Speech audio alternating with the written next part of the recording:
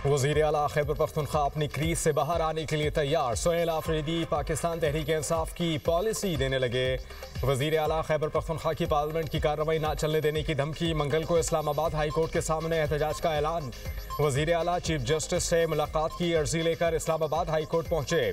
Chief justice ने सोहेल आफरीदी से मिलने से इनकार कर दिया। वज़ीर आला की चीफ जस्टिस से मुलाकात ना हो सकी। सोहेल आफरीदी और वकला सेक्रेटरी ऑफिस से वापस चले गए। सोहेल आफरीदी ने मीडिया से बात करते हुए कहा कि हमें चीफ जस्टिस की तरफ से पैगाम मिला कि मैं आपसे नहीं मिल सकता। बानी की सेहत से मुताल्लिक तशवीशनाक खबरें चल रही हैं। हमारे पास आखिरी ऑप्शन एहतजाज बचता है। अलीमा खान ने इस्लामाबाद हाई कोर्ट से रजू कर लिया। बानी PTI से मुलाकात न कराने पर तौहीन अदालत की दरख्वास्त दायर कर दी। अदालती हुक्म पर अमल न करने पर जिम्मेदारान को तौहीन अदालत की सजा देने का मुतालबा। दरख्वास्त में सुपरिटेंडेंट अडियाला जेल, विफाकी सेक्रेटरी दाखिला, secretary home department Punjab फरीक।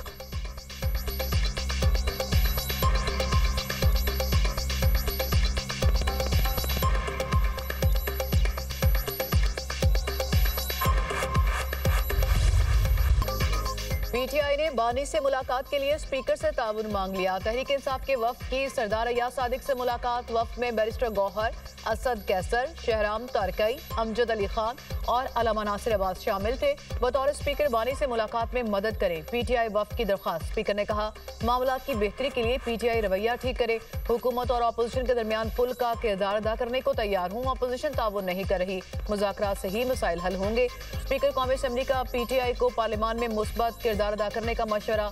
Asad Qaiser की program tonight with Samar Abbas में गुफ्तगू। कहा स्पीकर ने वज़ीर आज़म और वज़ीर दाखिला से बात करने के लिए कल तक का वक्त मांगा है। स्पीकर ने एक बार फिर मुज़ाकरात की बात की। हुकूमत पहले कोई मुस्बत इकदाम करे। मुज़ाहमत के अलावा अब कोई रास्ता नहीं रह गया। अडियाला जेल का घेराव नहीं करेंगे। हुकूमत को फॉल्स फ्लैग ऑपरेशन का बहाना मिल जाएगा।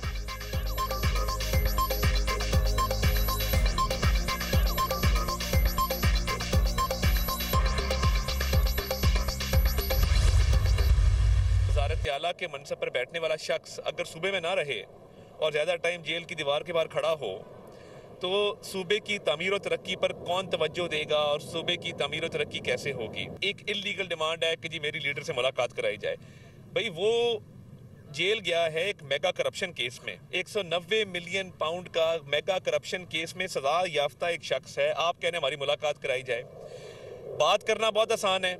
आप कोई दरखास्त लाए जिसके ऊपर आपने दर्ज किया हो कि जेल मैनुअल या जेल के जो रूल्स हैं या जो पाकिस्तान में राइज कानून है वो आपको इजाज़त देता है इस मुलाकात की।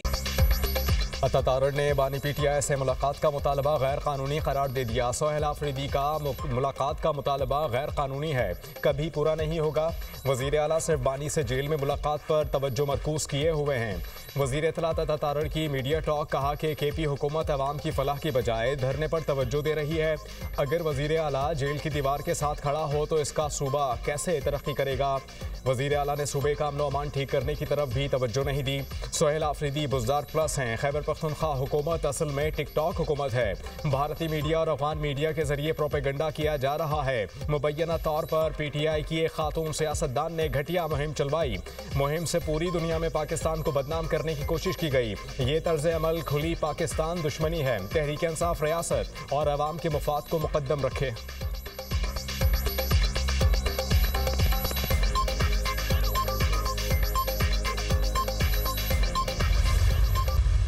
सोशल मीडिया पे कल इमरान खान साहब की सेहत और उसके हवाले से कुछ और चीज़ें भी जो है वो फैलाई जा रही थी और ये बिल्कुल एक गलत और झूठ पे मबनी खबर है। और उसके साथ साथ उनकी सेहत के हवाले से और उनकी ज़िंदगी के हवाले से सोशल मीडिया पे जितनी खबरें फैलाई गई हैं ये इंडियन मीडिया ने उठाई हैं। ये सारी झूठी खबरें हैं। सबसे पहले तो मैं रिकॉर्ड पे ये बात कह रहा हूँ, उनकी सेहत बिल्कुल ठीक है, उनकी ज़िंदगी को कोई ख़तरा नहीं है। सेनेट इजलास में बानी PTI की सेहत और उनसे मुलाकात न कराने पर PTI का शदीद एहतजाज। ऐवान में बानी से मुलाकात कराओ की नारेबाजी। वफाकी वजीर तारिक फजल चौधरी की बानी PTI की सेहत से मुतालिक मनफी खबरों की तरदीद। कहा सोशल मीडिया पर बानी PTI की खराबी सेहत से मुतालिक खबरों में कोई सदाकत नहीं। सोशल मीडिया पर जाली इतलात भारतीय मीडिया ने फैलाई। सेनेट में इजहार ख्याल। मजीद कहा बानी PTI की जिंदगी को कोई खतरा नहीं। पॉइंट ऑफ ऑर्डर पर बात करने की इजाजत न मिलने पर अपोजिशन ने कोरम की निशानदही कर दी। कोरम पूरा न होने पर इजलास मुलतवी।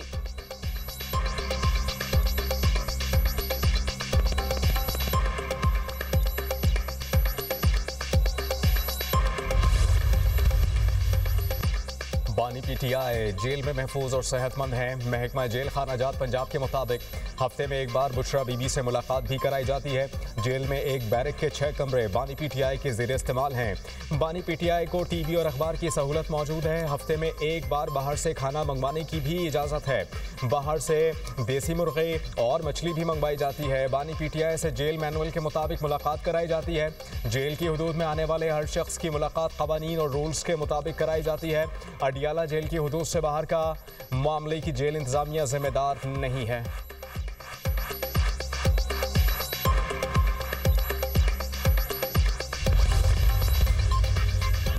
ऑक्सफोर्ड यूनिवर्सिटी में भारतीय बयानिया ठोस, भारत पाकिस्तान से दलील की जंग हार गया। ऑक्सफोर्ड यूनिवर्सिटी में सदर स्टूडेंट्स यूनियन मूसा हराज की जानिब से पाक भारत मुबाहिसा, पाकिस्तानी तालिबान ने 2/3 अक्सरियत से कामयाबी हासिल की। भारतीय पैनल को दलाइल और मंतक से शिकस्त दी।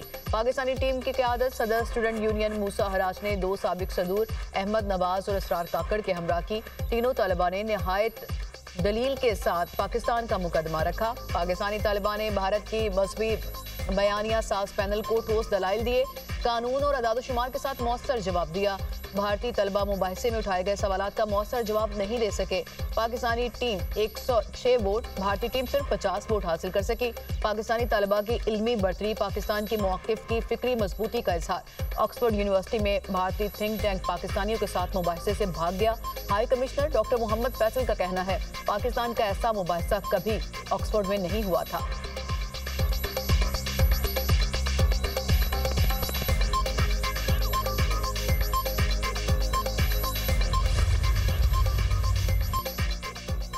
अमेरिका में फायरिंग और ताजिकिस्तान में ड्रोन हमले की जिम्मेदार अफगान हुकूमत है।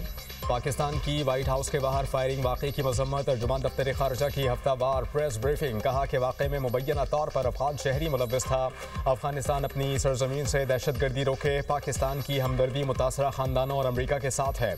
हमला अमरीकी सरजमीन पर दहशत गर्दी की एक घिनौनी साजिश है।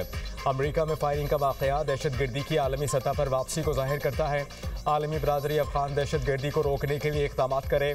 ताजिकिस्तान में ड्रोन हमले में 3 चीनी बाशिंदों की हलाकत पर इजहार अफसोस। कहा कि ताजिकिस्तान में 3 चीनी बाशिंदों की हलाकत की जिम्मेदारी अफगानिस्तान पर आयद होती है।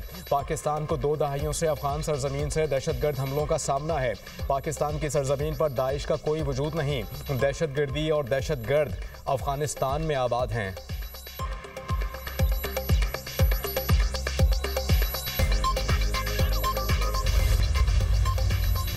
पंजाब में ट्रैफिक मैनेजमेंट का नया दौर। 60 साल पुराने ट्रैफिक एक्ट में 20 बड़ी इस्लाहात। पंजाब में किसी भी गाड़ी का बार-बार चालान होगा तो गाड़ी नीलाम होगी।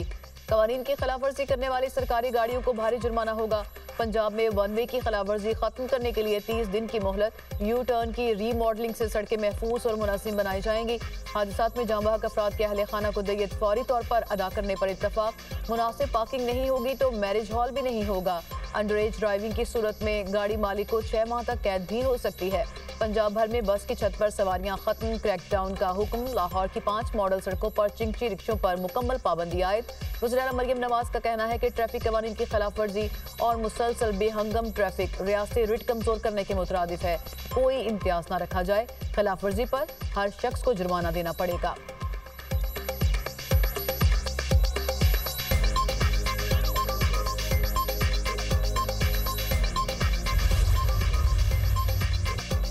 वज़ीर आज़म ने तनख्वाहदार तबके पर टैक्स रेट कम करने की हिदायत कर दी। चेयरमैन FBI राशिद लंगड़ियाल का पाकिस्तान बिजनेस काउंसिल के सेमिनार से खिताब। कहा, वज़ीर आज़म ने बड़ी कंपनीज पर सुपर टैक्स कम करने की भी हिदायत की है। सुपर टैक्स मरहलावार कम और ख़त्म किया जाएगा। सुपर टैक्स ख़त्म करने का मकसद सरमायाकारी को फ़रोग़ देना है। टैक्स रेट में कमी का इन्हिसार टैक्स कॉम्प्लाइंस पर है। जितने टैक्स दहंदगान बढ़ते जाएंगे, टैक्स रेट कम होगा।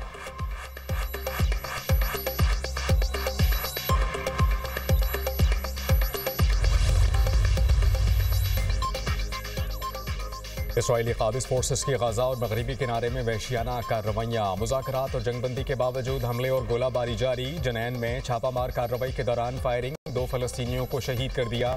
शहदा की मजमूई तादाद 69,000 से ज़ायद हो गई। 1,70,965 फ़लस्तीनी ज़ख्मी हुए। इसराइली फ़ौज का रफ़ा में सुरंगों में फंसे 9 जंगजुओं को भी मारने का दावा। इसराइल का दमिश्क के मुज़ाफ़ात में ताज़ा हमला, 13 शामी शहरी जाँ बहक।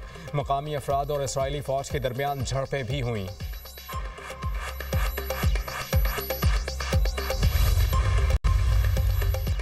हांगकांग के रिहायशी कॉम्प्लेक्स में लगी आग पर 2 रोज बाद काबू पा लिया गया। इमदादी टीमों ने मलबे से मजीद लाशें बरामद कर ली। हलाकतों की तादाद 128 तक पहुंच गई। 200 अफराद ताहाल लापता। 50 से ज्यादा जख्मी अफराद मुख्तलिफ हॉस्पिटल्स में ज़ेरे इलाज।